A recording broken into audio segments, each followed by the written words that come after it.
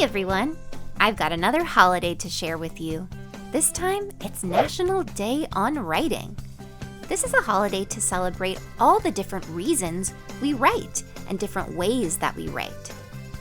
Every day, people write emails, text messages, grocery shopping lists. Sometimes people write stories, letters, or songs. We write these things for all sorts of reasons. Why and how do you write?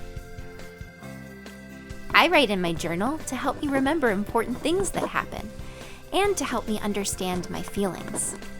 My friends and I write notes to each other and share silly jokes. My parents text each other to figure out weekend plans. Writing is communication. Writing is expression. We celebrate writing because it lets us connect with ourselves, our loved ones, and the rest of the world.